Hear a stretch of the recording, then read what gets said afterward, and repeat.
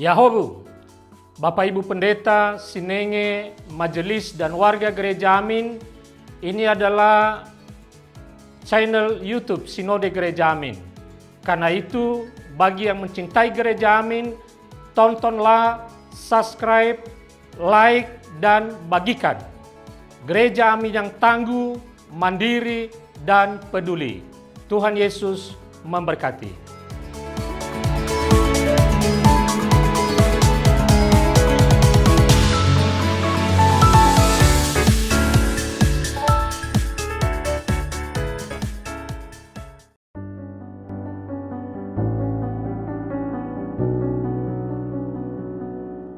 Shalom, senang rasanya dapat berjumpa kembali dengan teman-teman semua dalam acara Youth for Christ.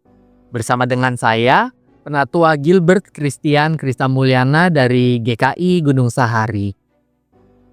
Renungan kita kali ini berjudul Persahabatan yang Berubah, yang ditulis oleh Pendeta Rita Dwi Lestari. Bacaan kita kali ini didasarkan dari Kisah Para Rasul 15 ayat 36 sampai 41. Sebelum kita membaca dan merenungkan firman Tuhan, mari kita berdoa. Kami datang kepadamu ya Bapa dengan kerendahan hati, dengan rasa syukur di mana kami selalu merasakan setiap penyertaan-Mu. Kami tahu ya Bapa bahwa Engkau adalah sahabat kami yang sejati, dan biarlah melalui firman yang hendak kami baca dan renungkan, kami boleh semakin diteguhkan kembali bahwa Engkau adalah Allah yang selalu bersahabat dengan kami, yang selalu menceritakan dan mendefinisikan bagaimana sahabat itu selalu ada di dalam segala pergumulan dan kesulitan kami. Kami serahkan ya Bapa perenungan firman ini ke dalam tangan-Mu. Biarlah Roh Kudus saja yang boleh menuntun setiap kami sehingga kami boleh memahami, dan lebih dari itu kami juga boleh melakukan apa yang Kau kehendaki.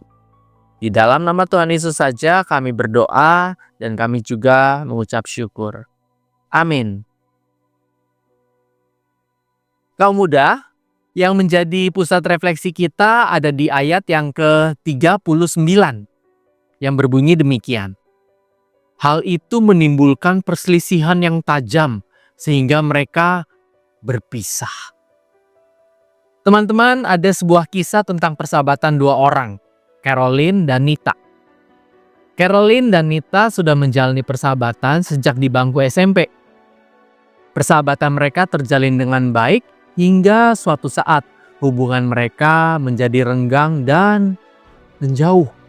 Penyebabnya, cowok yang disukai oleh Nita justru menyatakan cinta kepada Caroline. Sakit gak sih rasanya? Bertahun-tahun kemudian, dua sahabat ini berjumpa lagi. Ketika bertemu, mereka kembali bercerita seru dan menertawakan penyebab retaknya persahabatan mereka dahulu. Barnabas adalah orang pertama yang membela Paulus di hadapan para pengikut Tuhan Yesus. Karena itu, Barnabas dan Paulus menjadi sahabat sekaligus rekan sepelayanan. Namun persahabatan di antara keduanya berubah karena perselisihan tentang Yohanes yang disebut Markus. Barnabas berkeinginan mengajak Markus dalam perjalanan meninjau jemaat-jemaat. Namun Paulus tidak setuju nih karena Markus pernah meninggalkan mereka di Pamfilia. Barnabas dan Paulus akhirnya berpisah jalan. Barnabas bersama Markus pergi ke Siprus, sedangkan Paulus bersama Silas pergi ke Syria dan Kilikia. Apakah perselisihan antara keduanya diselesaikan? Di beberapa bagian suratnya, Paulus menulis tentang Markus sebagai teman sepelayanannya. Yang teman-teman bisa lihat di Kolose 4 ayat 10, 2 Timotius 4 ayat 10, dan juga Filemon 1 ayat 24. Rekonsiliasi terjadi.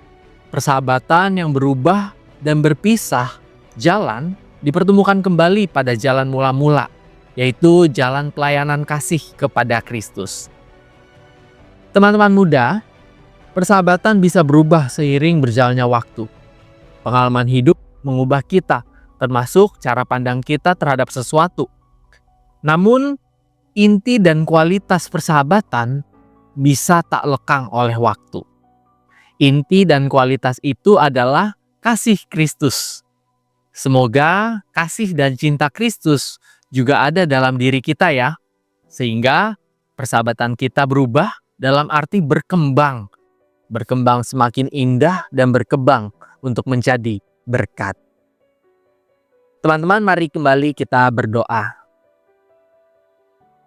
Terima kasih ya Tuhan, ketika Engkau boleh memberikan kami gambaran bagaimana persahabatan yang sejati didasari oleh kasih Kristus itu nyata dan telah ditunjukkan di dalam Alkitab, di dalam kisah Paulus dan Barnabas. Kiranya ya Tuhan, di dalam persahabatan-persahabatan yang juga boleh kami hidupi dengan teman di sekolah, teman di gereja, teman sepelayanan, ataupun teman-teman di lingkungan lainnya, kami juga boleh semakin menunjukkan bahwa persahabatan yang kami bangun ini didasari oleh cinta dan kasih Kristus.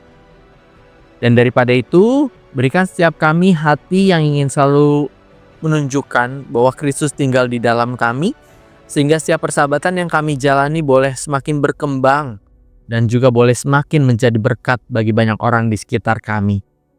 Ya Bapa, biarlah Engkau saja yang boleh menuntun setiap langkah kami, menuntun setiap pekerjaan tangan kami, dan biarlah kami boleh senantiasa juga meyakini dan beriman bahwa kami juga memiliki sahabat yang sejati, yaitu Engkau ya Bapa, yang boleh menuntun dan menyertai setiap langkah kami, sehingga dalam apapun yang kami kerjakan, apapun yang kami lakukan, kami boleh melakukannya didasarkan pada kasih dan karunia Engkau saja ya Bapa.